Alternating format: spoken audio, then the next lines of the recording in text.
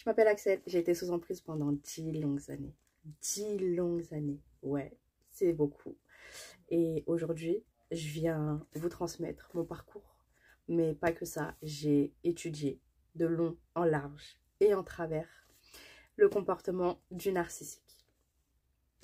Donc aujourd'hui, je suis là pour justement vous aider, comme moi j'ai pu m'aider personnellement à pouvoir sortir de cette relation, à pouvoir comprendre les schémas et surtout, mais surtout, à pouvoir me reconstruire personnellement.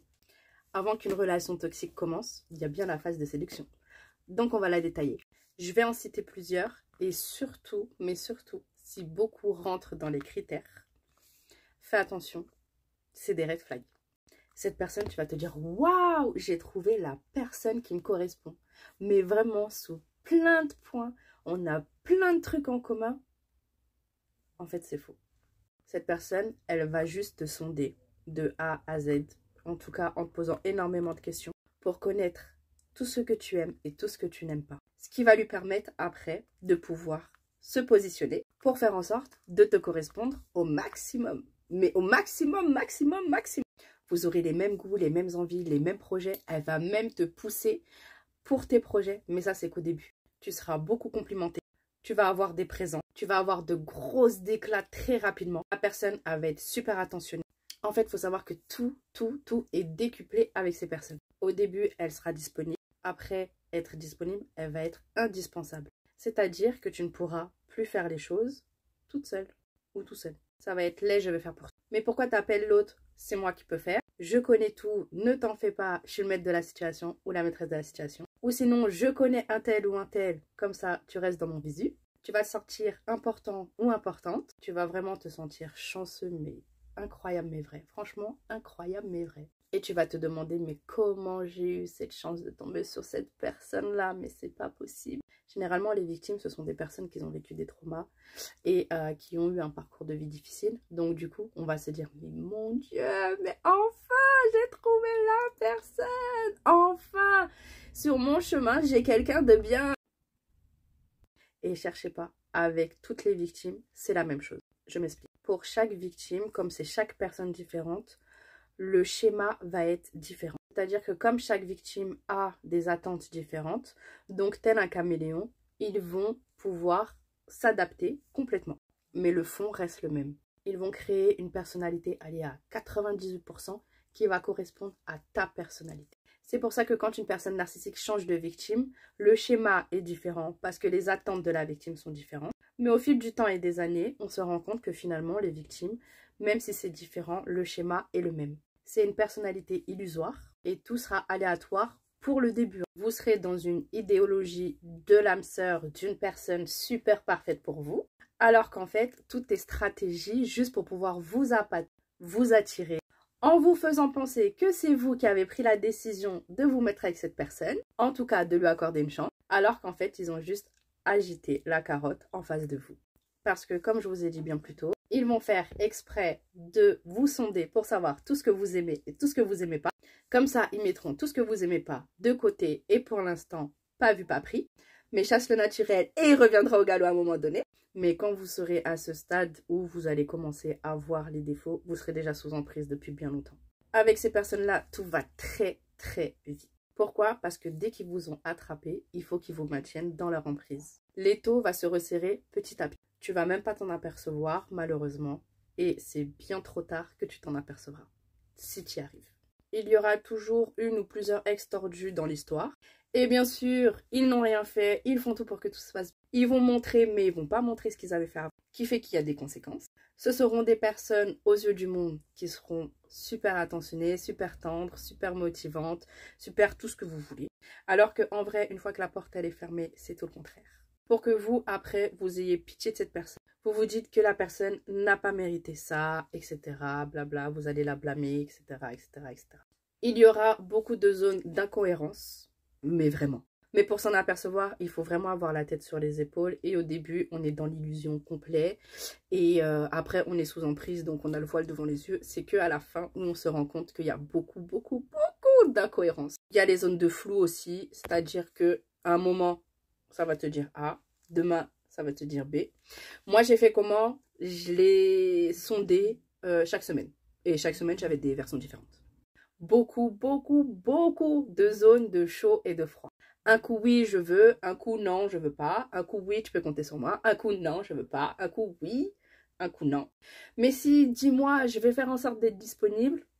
Mais sur le fait accompli, non, je peux pas. Préviens-moi à l'avance et comme ça, je ferai en sorte de pouvoir être là. Un mois à l'avance, non, j'ai pas envie. Je veux pas. J'ai autre chose à faire. Ça peut disparaître comme ça et vous savez même pas pourquoi l'absence, elle est injustifiée. Même si vous posez des questions, mais t'es chiante, mais machin, mes trucs, t'es sur mon dos, j'ai besoin de respirer, mais je travaille tout le temps, machin. Bref, à trop présent quand vous commencez à prendre vos distances. Bah, bien sûr, il faut vous rattraper. Ne vous fiez pas à l'idéologie de leur contexte familial. Parce que ces personnes-là ont justement des personnes dans leur famille qui vont les soutenir et cacher tous leurs vices. Ils ont eu des parents peu aimants, peu démonstratifs, inconstants ou absents, qui a créé un déséquilibre émotionnel. Il n'y a pas eu de transmission d'amour, que des codes et des règles. Ce sont des personnes qui sont charmeuses, pas charmantes, hein, charmeuses. Dans la séduction, tout le temps, il n'y a pas de limite, en couple ou pas en couple, mais surtout très arrogants, se croient au-dessus du monde. Ils n'ont pas d'affect. En fait, ce sont des personnes en immaturité affective, tout simplement. Mais si vous leur parlez et que vous leur dites ça, c'est vous qui avez un souci. On ne peut sauver un narcissique ou une narcissique. Ce sont des personnes qui ont des déficiences mentales, qui doivent être diagnostiquées. S'ils se laissent diagnostiquer, bien. Parce que bien sûr, quand on met le doigt sur de la négativité sur eux, ce n'est pas eux le problème, c'est vous. Et encore plus, spécialiste veut dire qu'ils vont être dans une case. Et aller voir un spécialiste veut dire qu'il y a des problèmes. Donc, c'est hors de question. Et puis, de toute façon, je suis au-dessus du monde. Comment tu peux me dire que j'ai un problème? Tout ça pour dire que à travers cette vidéo, je vous ai un peu détaillé. Je dis bien un peu détaillé parce que comme je le dis, les schémas sont différents par rapport à chaque victime. Mais le but final, c'est de vous appâter et de vous maintenir et de commencer une relation avec vous sous emprise. Vous ne le voyez pas au début, ne vous sentez absolument pas coupable, d'accord? Juste agissez et protégez-vous. Ce sont des personnes qui n'ont aucune limite, mais vraiment aucune. Et la justice fait face à beaucoup de cas et ils n'ont pas les compétences malheureusement.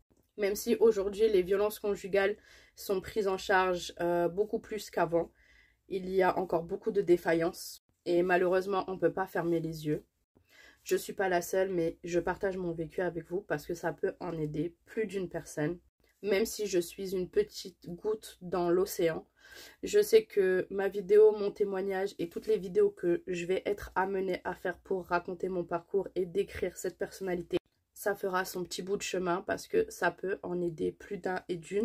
Chaque schéma est différent, mais finalement, on s'y retrouve tous à un moment donné. J'ai été énormément dans le déni au début, mais après avoir écouté beaucoup de témoignages, lu beaucoup de livres, d'articles, être sur des groupes et lire les histoires de chacun et chacune, je m'y suis retrouvée et j'ai pu faire mon chemin de guérison. Ça n'a pas été simple, je ne vais pas vous cacher, mais aujourd'hui je suis très fière, mais vraiment très fière de ce chemin parcouru. Parce qu'il faut se dire que si une personne narcissique vient à vous, c'est que vous avez tout ce qu'elle n'a pas. Et elle veut vous éteindre pour ça. Donc même si vous vous sentez faible au jour d'aujourd'hui, pour ceux qui sont encore sous emprise ou qui essayent d'en sortir ou qui viennent tout juste de s'en sortir, dites-vous juste que le bout du tunnel, il arrivera à un moment donné. Je sais que c'est dur, je sais que des fois on n'y croit pas, je sais qu'ils sont toujours sur votre dos à venir vous titiller et à chercher la petite bête. Sachez qu'ils vous lâcheront jamais et ça par contre c'est une évidence malheureusement. Surtout quand vous avez des enfants avec, parce qu'ils prendront les enfants pour vous atteindre. Mais ça, c'est un autre combat et je le partagerai après. Mais dites-vous que la meilleure des victoires, et ça je peux le dire, c'est de se retrouver après avoir vécu une relation toxique. Et on n'est pas dans une relation toxique simple et basique. Hein. On est dans une relation toxique plus. Je vais vous lire un article sur la composition de la famille du narcissique. Vivre en famille, c'est être condamné à se heurter les uns aux autres, comme les pierres dans un tambour de machine à laver, pour apprendre à oser être soi, semblable ou différent. On lavera son linge en famille, on ne laissera rien paraître jusqu'au jour où la famille nous pèsera tellement qu'on s'en libérera et comment.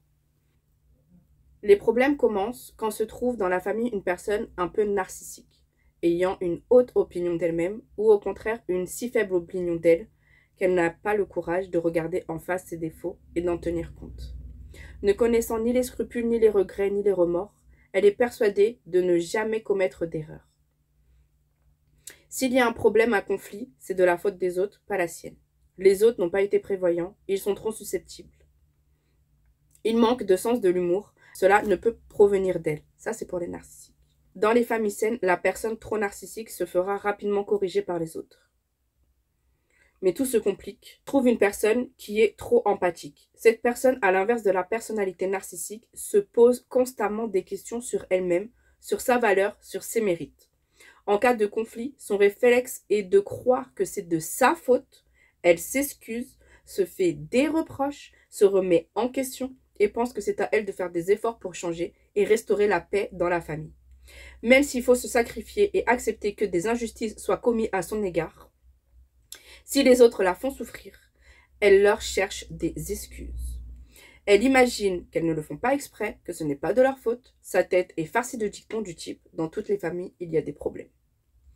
L'empathique suppose qu'il y a un malentendu et que le narcissique croit sincèrement que ce n'est pas de sa faute. Il cherche des excuses au narcissique car il déteste le conflit et s'interdire d'avoir une mauvaise opinion des autres. Mais l'empathique devient l'exact contraire de ce qu'il espérait. Voyant que l'empathique se remet en question, s'adapte et fait tout pour éviter le conflit. Le narcissique s'engouffre dans la brèche et redouble d'exigences vis-à-vis de l'empathique. L'empathique se remet de plus en plus en question, ce qui nourrit ses doutes sur lui-même, il se consume en questionnement, se demandant pourquoi, comment, ce qui fait que le narcissique est si méchant avec lui. Il ne comprend pas que le narcissique profite de la situation, tout simplement. Le narcissique, nous l'avons dit, n'a jamais de scrupules ni de remords. Il n'éprouve aucune culpabilité à obtenir des avantages au détriment de l'empathique. Au contraire, il est fier de dominer. Il voit dans la soumission de l'empathique un signe, non de gentillesse ni de générosité, mais de faiblesse. Il peut exploiter cette faiblesse. L'empathique a le réflexe inverse. Elle ne peut imaginer que quelqu'un soit indifférent à la douleur des autres et à l'injustice, puisque lui-même est si sensible. J'ai dû faire quelque chose qui justifie l'attitude du narcissique envers moi, se dit-il, car sinon, le narcissique s'apercevrait que je souffre et m'aiderait, c'est certain. En réalité, le narcissique n'a aucune intention de l'aider. Elle continuera de l'exploiter tant que ce sera dans son intérêt et tant que les autres ne réagiront pas. Et c'est facile, car il est probable que l'empathique refusera tout secours de l'extérieur. Il a une image si dévalorisée de lui-même qu'elle pense que les autres personnes qui cherchent à intervenir pour la protéger se trompent, qu'elle ne se rende pas compte que tout est de sa faute. Enchaîné dans une relation toxique avec le narcissique, il ira jusqu'à prendre la défense contre sa famille, ses amis ou ses collègues qui cherchent à la protéger et qui lui veulent du bien. C'est ainsi que l'empathique se retrouve isolé, à la merci du narcissique. Le narcissique va reproduire le schéma qu'il a eu chez ses parents. Une victime va reproduire le schéma qu'il a eu chez ses parents. C'est-à-dire, je vais m'expliquer. Le narcissique aura soit dans son schéma familial un ou une empathique et à côté un ou une narcissique. La victime aura aussi de son côté un ou une narcissique et un ou une empathique. Le schéma se répète et le schéma fera que se répéter si vous ne guérissez pas. Le narcissique a connu dans son schéma familial une emprise chez ses parents. Donc, il va répéter la même chose. C'est-à-dire que pour lui ou pour elle, le fait d'avoir connu ça, c'est quelque chose de logique. Moi, on m'a dit, ma mère a accepté ça. Pourquoi toi tu n'accepterais pas? Moi, dans mon schéma, ma mère est narcissique, mon père est empathique. Ma mère m'a appris à ne pas recevoir de l'amour, ne pas recevoir de conseils, ne pas recevoir de soutien, ne pas avoir de discussion, ne pas avoir de gestes tendres ou quoi que ce soit, qui fait que j'ai toléré, quand le narcissique est rentré dans ma vie, d'avoir le même schéma, parce que pour moi, c'était quelque chose de logique, quelque chose de connu, et quelque chose dans lequel j'étais dans ma zone de confort, parce que Bah, c'est ce que j'ai connu, tout simplement. Donc, j'ai répété le même schéma.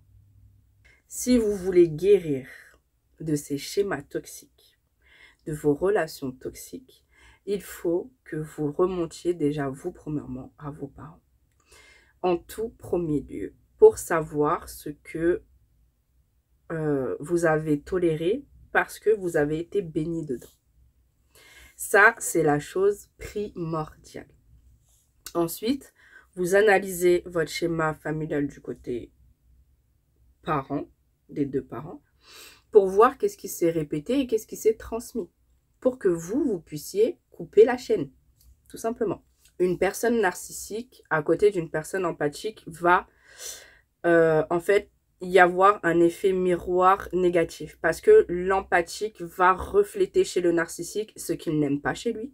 C'est-à-dire ne pas avoir bon cœur, ne pas avoir de bonté, ne pas être déterminé dans sa vie, ne pas avoir de réelles ambitions, en tout cas avoir beaucoup de blabla mais pas d'action dans sa vie, alors que l'empathique va se donner les moyens, va être bon cœur, va être apprécié et aimé de tout le monde, naturellement par sa propre personnalité, tandis que le narcissique, lui, devra se forger une image, comme il le fait tout le temps, pour pouvoir être apprécié des personnes. On est là sur une réalité des choses, de schéma transgénérationnel. Je vous explique ça là un petit peu vaguement, mais pour avoir un début de réponse, il faut bien savoir où partir. Et où est-ce que ça part? Ça part des parents, de ce que vous avez reçu dans l'enfance, de ce que vous n'avez surtout pas reçu, de l'exemple que vous avez eu aussi. La personnalité se crée ensuite au fur et à mesure, petit à petit. Mais on va détailler ça après dans la prochaine vidéo. Je vous envoie tout mon amour et toute ma force. Si vous voulez partager votre histoire ou avoir des conseils en anonyme, mes DM sont ouverts. Mais surtout, lâchez rien. On pleure le soir et le matin, c'est reparti. Tout mon amour.